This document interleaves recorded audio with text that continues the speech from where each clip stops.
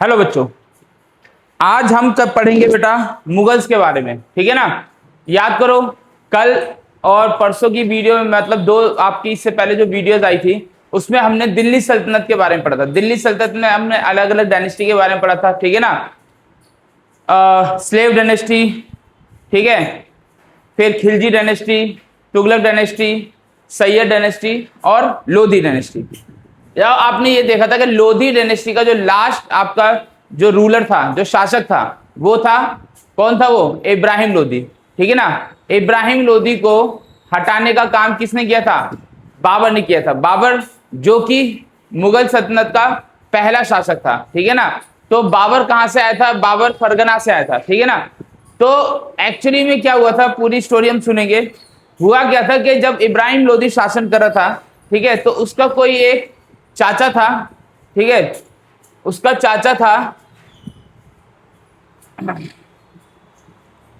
आलम खान लोधी। ठीक है ना। और पंजाब का एक सूबेदार था दौलत खान लोधी, और राणा सांगा, मेवाड़ के राणा सांगा। तो इन्होंने बाबर को क्या कहते हैं, इनवाइट किया इब्राहिम लोधी को हराने के लिए। ठीक है ना। क्योंकि उस समय इन लोगों के पास, मुगल्स के पास थोड़े एडवांस वेपन्स होते थे। ठीक है ना। जैसे मतलब उन लोगों के पास ऐसी तोप होती थी जो अपने साथ वो कैरी करके चलते थे। ठीक है बेटा। तो आप देखोगे कि जो बाबर था वो कौन था। पहले तो ये समझेंगे कि बाबर कौन था। ठीक है ना। तो बाबर जो था, उसके एंसेस्टर आप देखोगे ना कि उसकी मदर के साइड के एंसेस्टर वो तैमूर के वंश के थी, है ना। और उसके जो फादर जो थे वो चंगेज खान के वंश के थे। ठीक है ना। बाबर के जो मदर थी वो तैमूर के वंश की थी। ठीक है ना। और जो उसके फादर थे बाबर के, वो चंगेज खान के वंश से थे। हालांकि ये खुद कहां पे रूल करता था? अफगानिस्तान के फरगना में रूल करता था ये। ठीक है ना। आज के टाइम में अफगानिस्तान में एक फरगना नाम की जगह है, वहां पे ये रूल करता था। इनके पास काफी एडवांस वेपन हुआ करते थे। ठीक है ना, उस समय के हिसाब से। ठीक है ना, उस समय के कंटेम्प्रेरी टाइम के अकॉर्डिंगली उनके इनके पास क्या होते थे? एडवांस वेपन होते थे। तो इनको क्या किया, ठीक है, जब दिल्ली में इब्राहिम लोधी का शासन था तो इसको बुलाया गया। हालांकि ये इसकी फर्स्ट एक्सपीडिशन नहीं थी जब उसने इब्राहिम लोधी को हराया, उसकी फिफ्थ एक्सपीडिशन थी। मतलब उससे पहले 4 बार ये ट्राई कर चुका था, मतलब 4 बार पहले भी ट्राई कर चुका था, तब जाके इसको यहाँ पे सफलता मिली। ठीक है ना। तो ध्यान रखना बेटा, बाबर ने इब्राहिम लोधी को हराया था फर्स्ट बैटल ऑफ पानीपत। कब हराया था? First battle of Panipat. और फर्स्ट बैटल ऑफ पानीपत कब हुआ था? वो हुआ था 1526 में। ठीक है ना। तो इसलिए हम ये कह सकते हैं कि जो मुगलों का शासन है वो भारत में कब से शुरू हुआ? 1526 से शुरू हुआ। ध्यान रखना। ठीक है ना। बाबर आया 1526 में। फिर बाबर का बेटा हुमायूं, है ना। हालांकि हुमायूं को कुछ समय के लिए शेरशाह सूरी ने हटा दिया था। फिर उसके बाद आता है तुम्हारा, फिर वापस से हुमायूं आता है। फिर हुमायूं का बेटा अकबर आता है। फिर अकबर का बेटा जहांगीर, जहांगीर का बेटा शाहजहां, और शाहजहां का बेटा आपका औरंगजेब। ठीक है ना। तो औरंगजेब की जो मृत्यु होती है वो 1707 में होती है। ठीक है ना। तो इसीलिए जो आप ये कह सकते हैं कि जो मुगलों का शासन था वो कब से कब तक था? 1526 से लेके 1707। लेकिन आप बोलोगे क्या उसके बाद फिर जो क्या कहते हैं, औरंगजेब की कोई भी मतलब यहाँ पे डिसेंडेंट नहीं थे? कोई भी उसके वंश वाले नहीं थे? नहीं थे। उसके बाद का जो टॉपिक है उसको हम लेटर मुगल कहते हैं। ठीक है ना, उत्तरकालीन मुगल कहते हैं, वो हम बाद में पढ़ेंगे। ठीक है ना। ये तो सारे लास्ट आपके क्या नाम है, 1500 नहीं, 1757। ठीक है, 1857, सॉरी, 1857 की जो क्रांति हुई थी ना बेटा, ठीक है ना, जिसमें मंगल पांडे वगैरह की मतलब हत्या कर दी गई थी, वहां तक चले थे। 1857 में जो लास्ट मुगल थे आपके, वो कौन थे? वो थे बहादुर शाह जफर। ठीक है ना। तो बहादुर शाह जफर तक चलेगा, लेकिन फिलहाल के लिए अब हम जो पढ़ेंगे टॉपिक वो ये है। ठीक है ना। तो जब बाबर भारत में आया तो उसने 1526 में फर्स्ट बैटल ऑफ पानीपत लड़ा। ठीक है, जिसमें इसने इब्राहिम लोधी को हरा दिया, जो उस समय दिल्ली का कौन था? सुल्तान था, और लोधी वंश से वो आता था। ठीक है ना।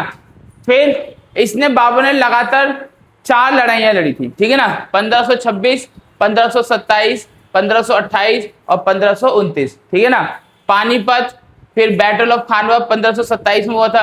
ये राणा सांगा, वही राणा सांगा जिसने इसको इनवाइट किया था। तो देख लो बेटा, ऐसे पिछली बार भी हुआ था, याद करो, जब मोहम्मद गौरी को बुलाने वाला कौन था, जयचंद था, ठीक है ना, लेकिन जयचंद को भी गौरी ने फिर हरा दिया था और मार दिया था, ठीक है ना। तो ऐसे अभी जो अपने देश से गद्दारी करता है बेटा, ठीक है ना, तो बचता वो भी नहीं है, ठीक है। सांप को दूध पिलाओगे तो क्या करेगा सांप, ठीक है ना, डसेगा ही। तो आप देखोगे बैटल ऑफ खानवा को जो हुई थी क्या कहते हैं, राणा सांगा और बाबर के बीच में, ये सारी लड़ाइयां बाबर जीता था। तो इसमें एक चीज तो कॉमन है, ठीक है ना, इसमें आपको ये याद करने की जरूरत नहीं है कि पानीपत की पहली लड़ाई, ठीक है, इब्राहिम लोधी और बाबर के बीच हुआ, बाबर जीता। 1527 में बैटल ऑफ खानवा हुआ था, ठीक है, जो कि राणा सांगा और बाबर के बीच में हुआ था, उसमें भी बाबर जीता। फिर उसके बाद बैटल ऑफ चंदेरी हुआ था, जो कि मैदिनी राय, ठीक है ना, एक राजपूत राजा थे, उनके साथ हुआ था बाबर का, और डेफिनेटली, ठीक है, उसमें भी बाबर ही जीता था। फिर बैटल ऑफ घाघरा हुआ था। बैटल ऑफ घाघरा किससे हुआ था, इब्राहिम लोधी के जो चाचा था मोहम्मद लोधी, ठीक है ना, तो मोहम्मद लोधी से बैटल ऑफ घाघरा हुआ था, और अल्टीमेटली इसमें भी बाबर ही जीता था, ठीक है ना। तो इसकी एक शॉर्ट ट्रिक होती है ना, पानीपत, खानवा, चंदेरी और घाघरा। तो पानी पिया, खाना खाया, चांद देखा, घर गया और फिर मर गया। हाँ, तो 1530 में एक्चुअली बाबर की क्या हो गई थी, डेथ हो गई थी, ही डाइड, ठीक है ना, ही डाइड इन 1530, ठीक है ना। तो घाघरा की लड़ाई जब 1529 में हुई, उसके बाद 1530 में वो उसकी डेथ हो गई। इसकी डेथ की भी बड़ी एक फनी सी स्टोरी है कि इसका जो बेटा था हुमायूं, ठीक है ना, बाबर का बेटा हुमायूं बहुत ही ज्यादा बीमार हो गया था, ठीक है ना, और उस समय बीमारियां मतलब होती थी तो मतलब बहुत रेयरली ठीक होती थी, क्योंकि आपको पता है आज की जैसी टेक्नोलॉजी पहले नहीं थी। तो बाबर ने क्या किया था, बहुत से पीर लोगों के और जो दरगाहों में जाके मन्नतें मांगी, है ना, मिन्नतें की और बोला, और फास्ट तक रखे इसने, ठीक है ना। तो अल्टीमेटली ये हुआ कि हुमायूं तो ठीक हो गया, कोइंसिडेंटली बात है ना, ऐसा कुछ नहीं कि पीर बाबा वगैरह ये सब, ठीक है। तो हुमायूं ठीक हो गया, लेकिन बाबर इतना बीमार हो गया कि अल्टीमेटली उसकी डेथ हो गई, ठीक है ना बेटा। तो ध्यान रखना 1526, फिर से याद रखना 1526 में पहले पानीपत की लड़ाई हुई, ठीक है ना, बाबर जीता। 1527 में खानों की लड़ाई हुई, बाबर जीता। 1528 में बैटल ऑफ चंदेरी हुआ, बाबर जीता। 1529 में बैटल ऑफ घाघरा हुआ, बाबर जीता, और 1530 में उसकी डेथ हो गई, ठीक है ना बेटा। बाबरनामा इसने अपनी एक ऑटोबायोग्राफी लिखी थी, ध्यान रखना, बाबरनामा इसने ऑटोबायोग्राफी लिखी थी, जिसको तुझके बाबरी भी कहते हैं। और ये कौन सी भाषा में थी, ये भी पूछा था, ये टर्किश भाषा में थी बेटा, ध्यान रखना, ये कौन सी भाषा में थी, ये टर्किश भाषा में थी। बाद में इसकी इस ऑटोबायोग्राफी को अब्दुल रहीम खाना खानम ने पर्सिया में, ठीक है ना, पर्सिया भाषा में इसको ट्रांसलेट किया, और मैडम बेब्रिज ने इसको इंग्लिश में ट्रांसलेट किया। बेटा ध्यान रखना ये चीज, ठीक है ना, अंडरस्टैंड। और इसने अपने आप को गाजी का मतलब जानते हो ना, स्लेयर ऑफ काफिर, गाजी और बादशाह की इसने अपने आप को क्या दी थी, उपाधि दी थी। गाजी और बादशाह की इसने अपने आप को क्या दी थी, उपाधि दी थी, ठीक है ना। ये कुछ क्वेश्चन है, ये आप लोग अटेम्प्ट कर सकते हो, ठीक है ना, ये क्वेश्चन अटेम्प्ट कर लेना। हम आगे बढ़ते हैं, इतना टाइम नहीं बेटा। इसके बाद देखोगे बाबर की जैसी डेथ हुई, उसके बाद उसका बेटा, ठीक है ना, क्योंकि होता भी यही था कि पहले राजा का जो सबसे बड़ा बेटा होता था, है ना, वही राजा बनता था। तो इसका बेटा जो बड़ा सबसे एल्डेस्ट सन था इसका, जो वो था हुमायूं, तो हुमायूं फिर राजा बनता है, ठीक है। और he was the son of Babur and Maham Begum, ठीक है ना। और इसकी जो सबसे पहली जो इसने चढ़ाई की थी वो कलिंजर के किले पे की थी। ध्यान रखना, कलिंजर का किले मैंने बताया था जो बुंदेलखंड एमपी में पड़ता है, ठीक है ना, वहां पे इसने क्या की थी, चढ़ाई की थी, ठीक है।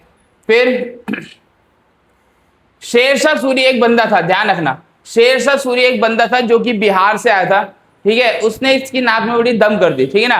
तो उसके साथ इसने 2 लड़ाइयां लड़ी, ध्यान रखना बेटा, हुमायूं ने शेरशाह सूरी के साथ 2 लड़ाइयां लड़ी, ठीक है ना, एक तो 1539 में और एक 1540 में, ठीक है ना, बैटल ऑफ चौसा और बैटल ऑफ बीलग्राम, ठीक है ना। देखो दे भी रखा है, जो 1539 में जो लड़ाई लड़ी थी इसने क्या कहते हैं, शेरशाह सूरी के साथ, ठीक है ना। तो हालांकि ये हार गया था, ध्यान रखना, इसमें ये दोनों ही हारा था, बाबर जो था वो जीतता जा रहा था लेकिन ये हारता जा रहा था, ध्यान रखना। तो बैटल ऑफ चौसा भी ये हारा शेरशाह सूरी के द्वारा, और बैटल ऑफ बीलग्राम जिसको बैटल ऑफ कन्नौज भी कहते हैं ये भी हारा। और बैटल ऑफ कन्नौज के बाद वो क्या कर गई, यहाँ से ये भाग गया। हुमायूं क्या हुआ, भारत से भाग गया, भारत से भाग गया, वहीं पर अपने काबुल वगैरह कहीं चला गया था, ठीक है ना, सरहिंद चला गया था, अफगान। ठीक है बेटा, ध्यान रखना। फिर उसके बाद ये भाग गए यहाँ से। फिर इसी दौरान शेरशाह सूरी जो ने यहाँ पे शासन किया, ठीक है ना, 15 साल, मतलब 15 साल शेरशाह सूरी तो जिंदा नहीं रहा, शेरशाह सूरी तो बहुत जल्दी मर गया था, लेकिन 15 साल तक सुर डायनेस्टी का मतलब ये है कि शेरशाह सूरी और उसके वंशजों ने यहाँ पे शासन किया। कब से कब तक, 1540 से लेके 1555 तक, 1540 से लेके 1555 तक दिल्ली में और ये कह सकते हो नॉर्थ इंडिया में सुर डायनेस्टी का यहाँ पे शासन रहा, ठीक है बेटा। फिर उसके बाद जब उस शेरशाह सूरी तो बहुत पहले ही मर गया था, उसके बारे में भी अभी हम पढ़ेंगे। फिर ये हुमायूं क्या हुआ, वापस आ गया, हुमायूं क्या हुआ, वापस आ गया। और जो शेरशाह सूरी का जो बच्चा था, है ना बेटा, ठीक है, सिकंदर शाह, उसको हरा दिया। कौन से बैटल में, बैटल ऑफ सरहिंद में, बैटल ऑफ सरहिंद में। फिर उसके बाद 1556 में, लेकिन ये इसके जीवन में सुख देखना इसके जीवन में नहीं लिखा था। क्या हुआ, 1555 में वो फिर से दिल्ली का राजा बन गया, है ना, नॉर्थ इंडिया का।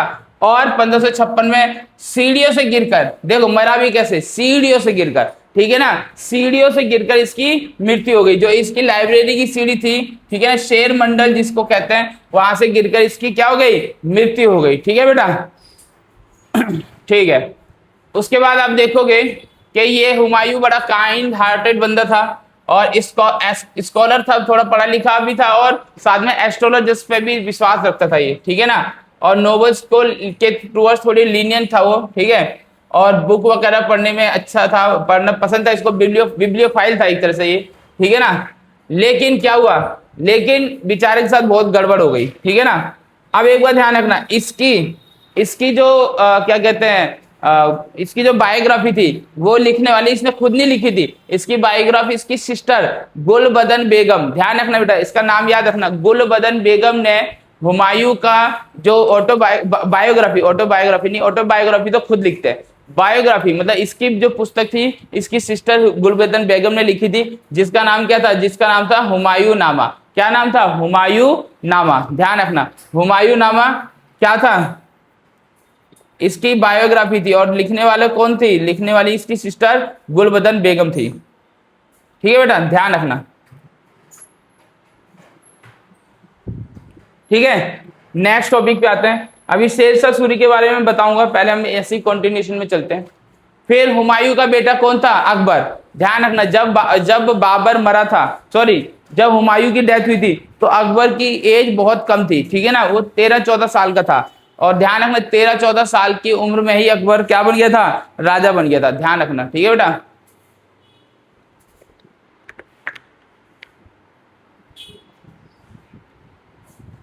13-14 साल की उम्र में अकबर क्या बन गया था, राजा बन गया था, ठीक है। फिर उसने अकबर ने क्या किया था, जो अकबर ने सबसे पहली लड़ाई लड़ी थी वो सेकंड बैटल ऑफ पानीपत थी। क्या थी वो, सेकंड बैटल ऑफ पानीपत, ध्यान रखना। और सेकंड बैटल ऑफ पानीपत उसने किससे लड़ा था, उसने लड़ा था हेमू के खिलाफ, हेमू विक्रमादित्य, ठीक है ना, इसमें मेंशन होगा कहीं ना कहीं।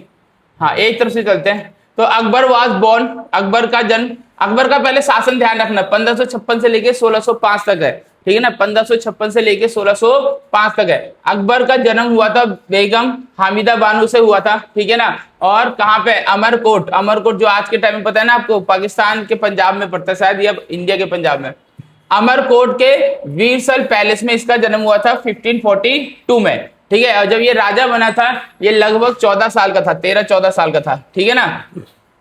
और कालानौर में इसकी क्या हुई थी, इसकी मतलब वो हुई थे, इसको राजा बनाया गया था, ठीक है ना, कालानौर में।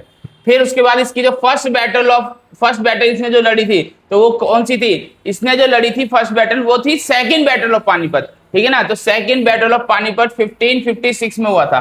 कब हुआ था सेकंड बैटल ऑफ पानीपत, 1556 में, ठीक है ना, 1556 में हुआ था, ठीक है। इसमें हेमू विक्रमादित्य को इसने क्या किया था, हरा दिया था। हेमू विक्रमादित्य को हरा के दिल्ली और आगरा अपने कब्जे में ले लिया।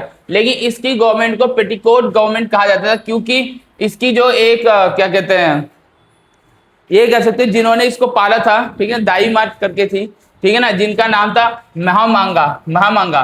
तो महम आंगा, ठीक है, वो इसको क्या करती थी, कंट्रोल करती थी, क्योंकि अकबर क्या था उस समय बहुत छोटा था, ठीक है, लेकिन जैसे जैसे बड़ा हुआ उसने इन सबको क्या कर दिया, साइड कर दिया, ठीक है ना, ध्यान रखना।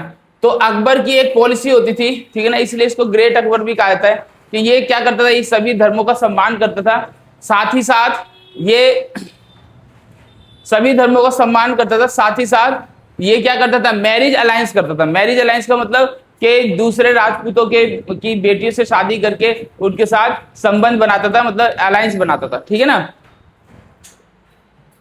जैसे 1562 में इसने क्या किया था, राजा भारमल ऑफ जयपुर की जो बेटी थी हरक्का बाई, है ना, हरक्का बाई से इसने क्या की थी, शादी की थी, और इन दोनों का एक बेटा भी हुआ, ठीक है ना, ठीक है। और प्रिंस जो सलीम था इसका जो बेटा था, उसने राजा भगवान दास की बेटी से शादी की थी, ध्यान रखना, ठीक है। फिर कुछ इसने क्या किए थे, इसने कुछ जगहों पर कब्जा भी किए, ठीक है ना। इन लोगों की क्या पॉलिसी होती थी, इन लोगों की पॉलिसी होती थी या तो मैरिज अलायंस बनाओ, या तो हमसे लड़ाई लड़ो और क्या कहते, जीतो या हारो, जो भी है, ठीक है ना। तो मालवा में इसने एक्सपीडिशन की थी 1561 में, ध्यान रखना, और 1564 में इसने एक्सपीडिशन की थी, ठीक है ना। वो कहाँ की थी, वो गोंडवाना में की थी, ठीक है। फिर 1567 में इसने चित्तौड़ पे चढ़ाई की। चित्तौड़ का किला आपको होता है राजस्थान का बड़ा फेमस किला है।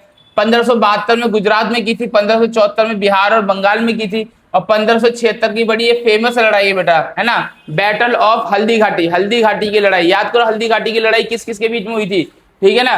तो राणा प्रताप जो उदय सिंह ऑफ मेवाड़ के जो पुत्र थे उनके, और मुगलों की तरफ से कौन लड़े थे, मुगलों की तरफ से लड़े थे मान सिंह और आसफ शाह, मान सिंह और आसफ शाह या आसफ खान, ठीक है ना बेटा, ध्यान रखना। तो देखो मुगलों की तरफ से भी हिंदू ही लड़े थे, मान सिंह। तो बैटल ऑफ जो हल्दी घाटी थी, ठीक है ना, उसमें क्या हुआ था, राणा प्रताप को हार मिली और उनको यहाँ से भागना पड़ा था। फिर उसके बाद उन्होंने बहुत ज्यादा संघर्ष किया। 1581 में बैटल ऑफ काबुल इन्होंने लड़ी। 1586 मतलब इन जगह पर कब्जा किया कुल जमा ये, ठीक है ना। 1586 में कश्मीर और बलूचिस्तान पे कब्जा किया। 1591 में सिंध पे कब्जा किया। 1592 में उड़ीसा पे कब्जा किया। 1595 में कांधार जो कि अफगानिस्तान में पड़ता है वहां पे कब्जा किया। और 1601 में असीरगढ़ पे कब्जा किया। ध्यान रखना बेटा, ठीक है ना। अब इसमें क्या है, अकबर के अकबर के 9 रत्नों के बारे में पूछा जाता है, ठीक है ना, कि अब अकबर के कौन थे, 9 रत्न थे, ठीक है ना। वो 9 रत्न कौन कौन थे, एक तो अबुल फजल थे, एक फैजी थे, एक तानसेन थे, एक बीरबल थे, राजा टोडरमल, राजा मान सिंह, अब्दुल रहीम खानम खाने, फकीर आजिउद्दीन और मुल्ला दो प्याजा, ठीक है ना। तो ये इसके कौन थे, अकबर के 9 रत्न थे बेटा, इनके नाम जरूर याद रखना, ठीक है। और अकबर की जो कैपिटल सिटी हुआ करती थी वो क्या क्या होती थी, वो एक तो फतेहपुर सीकरी जो कि आगरा के पास है, और आगरा का मेन लैंड है वहां पर, ठीक है ना। तो ये उसकी क्या होती थी, मेनली इंपॉर्टेंट सिटीज होती थी, मतलब इंपॉर्टेंट कैपिटल सिटी, ठीक है। फिर जब इसकी मृत्यु हुई 1605 में अकबर की, ध्यान रखना, तो उसको कहाँ गाड़ा गया था, उसको सिकंदरा आगरा के पास गाड़ा गया था, इसको ध्यान रखना, ठीक है बेटा।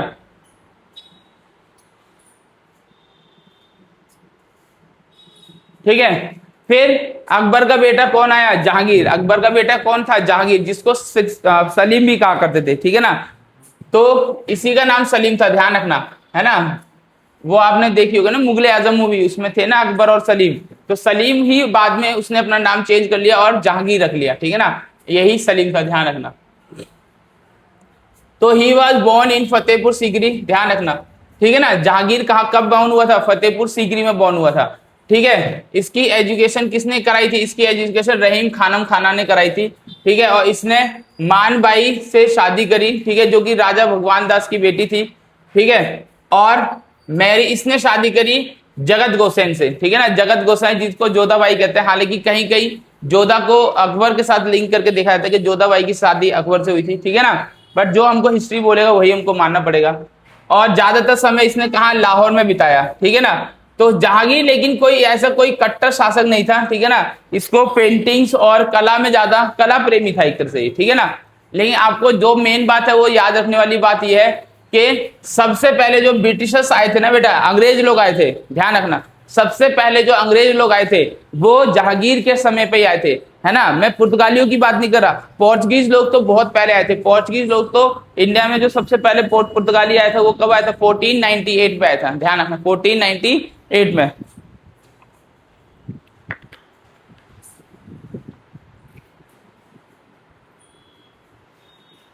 ठीक है, इनसे 200 साल पहले। तो मैं पुर्तगालियों की बात नहीं कर रहा, मैं बात कर रहा हूं ब्रिटिशर्स की।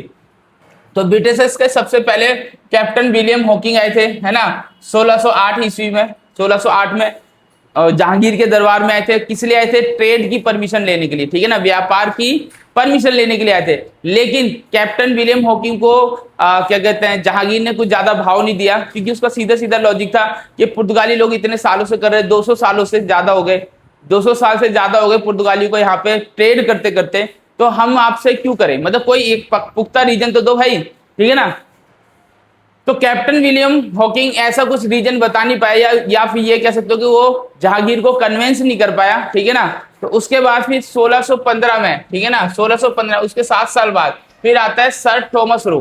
थॉमस रो आया था, वो बड़ा ही ट्रेंड हो गया था, वो अपनी मतलब उसको पता था कि ये लोग क्या है, जो क्या नाम है, जो मुगल लोग हैं, ये इनका लिंक कहाँ से है? इनका लिंक अफगानिस्तान, पर्सिया, इन जगह से है। तो वो पर्सिया वगैरह भाषा सब सीख के आया था, ठीक है ना, कौन? ये थॉमस रो। इसीलिए इसको इतना टाइम लग गया। और फिर जब आके यहाँ पे इसने जहांगीर के साथ पर्शियन में बात की और अफगानी में बात की, तो भाई वो तो कतई इंप्रेस हो गया, ठीक है ना।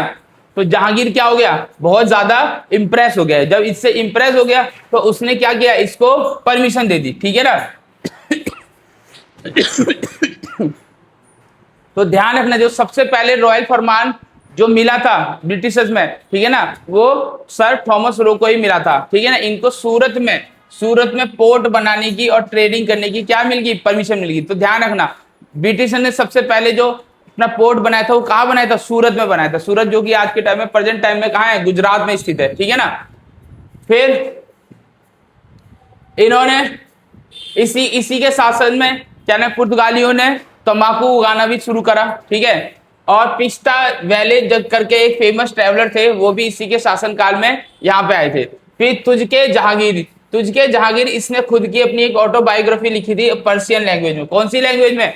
पर्शियन लैंग्वेज में। फिर इसकी मृत्यु हो गई थी 1627 में, और इसको दफनाया गया था कहाँ? लाहौर में दफनाया गया था। बेटा ध्यान रखना, इसको कहाँ दफनाया गया था? लाहौर में दफनाया गया था, ठीक है ना। नेक्स्ट, फिर जहांगीर, हाँ ये तो हो गया, जहांगीर के बारे में हमने कर ही लिया, ठीक है ना। मैंने बताया ना पेंटिंग इसको ज्यादा पसंद थी, तो इसके टाइम पे मुगलों ने बहुत अच्छी अच्छी पेंटिंग्स बनाई थी। मतलब मुगल शासन काल में, इसके शासन काल में बहुत ज्यादा ये सब को इसने क्या किया था? फैसिलिटेट किया था, ठीक है ना।